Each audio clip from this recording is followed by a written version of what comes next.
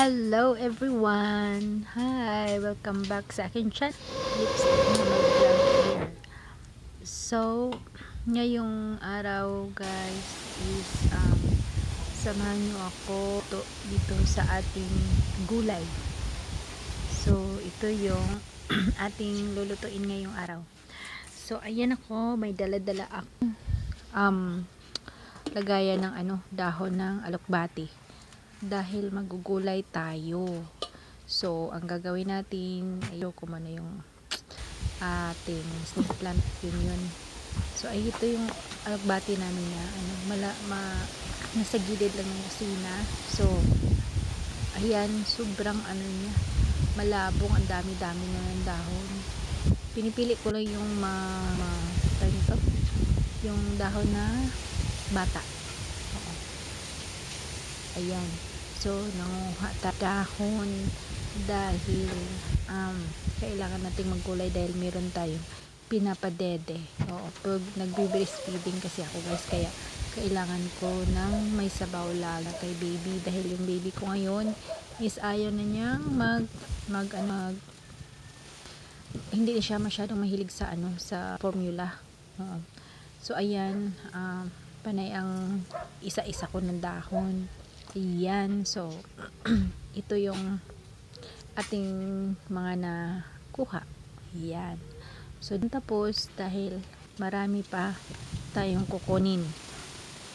Medyo mahangin dito sa amin ngayon. Super hangin ngayong araw dito sa amin. Kaya yun, nilipad yung ating mga dahon ng saging, ng puno ng nyug, nilipad dahon. Oo. Super mahangin dito sa amin ngayon guys. Grabe. Amihan ba to or hindi ko alam kung anong klaseng hangin ito. Weather na nga lang talaga naman. Oo. So, ayan, sobrang busy ang life. Oo. Busy ang bilang isang ina. So, ito na yung aking nakukuha na dahon ng alubati.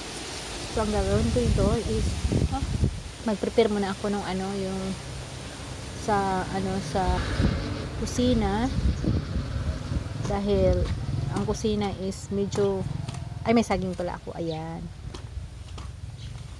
So, yan yung ating dirty kitchen. Oo. So, lagay ko muna dyan. Yan siya. Dahil ako ay magtatali ng buhok dahil hinahangin sa labas eh. So, itong dirty kitchen natin is may siya. Mayroon pang bagay yung yung natira kasi kaninang umaga. Kaya yun, medyo may baso, lalagyan ko rin siya ng mga panggatong. So, sa Bisaya pa, may siya og kuan ka na bitong gagmay pinong kahoy parang dali dukot. Oo. Para madali siyang sumiga. Oo. So, ayan, nilagyan ko siya ng panggatong para kung sa bulkan pa is mag-alboroto. Oo. Mag-alboroto yung baga. So, ayan ako lumabas dahil huhugasan ko yung dahon. So, umulan kagabi so medyo malinis. Hindi lang malinis dahon na yan. Kaya yung hugas na yan is isang hugas lang kasi umulan kagabi. So, malinis yung dahon sa kaya yun. So, ayan, kailangan kong hugasan ng husto dahil lulutuin na natin. So, ayan, papunta na ako sa kusina sa taas dahil kailangan kong pukpukin yung at hiwain ang sibuyas. So, ayan, nagpupukpuk ako ng bawang at naghiwa ng sibuyas dahil igigisa natin to dito sa ating gulay gisado gulay.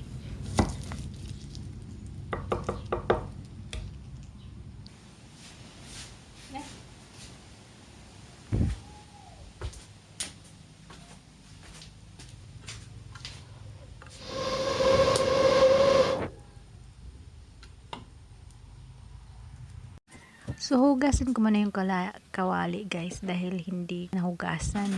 So, hugasan ko siya ng madalian dahil pataas na yun oras natin Oo, dahil si Mr. sa tindahan, nag-alaga ni baby. Kailangan kong madaliin lahat-lahat. Oo, ganito talaga ang isang ina. 'Di ba? So, yung mga anak alam ko, relate nyo to, 'di ba?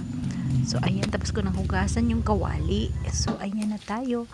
Ng ating kawali sa may apoy at lalagyan na natin to siya ng mantika. So, ayan, naka-ready na yan para sa mantika. So, ayan, mantika na ang ating ibubuhos. So, gisa-gisa na tayo, guys. Keep on watching. Guys. So, ayan yung gulay natin. Kalabasa at saka yun nga, dahon ng alugbate. So, ilagay na natin to. Diba? Ayan. Tapos, lagyan natin ng pamientang durog. Okay.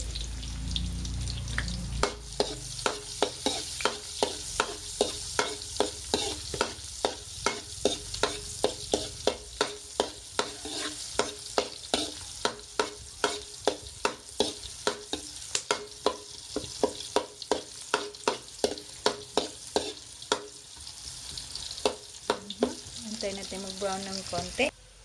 So, lagay natin si kalabasa. Okay.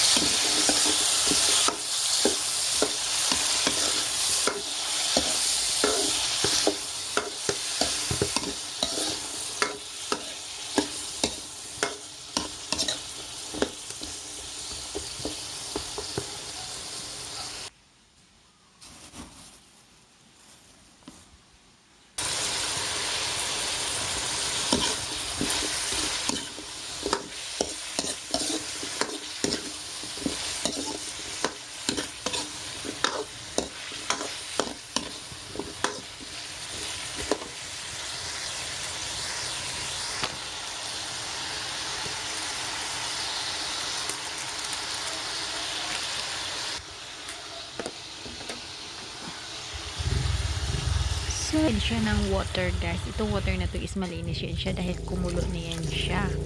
Oo, so, ayan, nilagyan natin sa ating sabaw. Then, palambutin natin yung kalabasa. Oo. Takpan muna natin ito. Antay natin lumambot yung ating kalabasa. Tapos, pag malambot na siya, yun, ilalagay na natin yung ating dahon. So, wait. So, ayan. Lagay ko na yung dahon kasi malambot na si kalabasa. So, ilagay natin si alugbati, guys.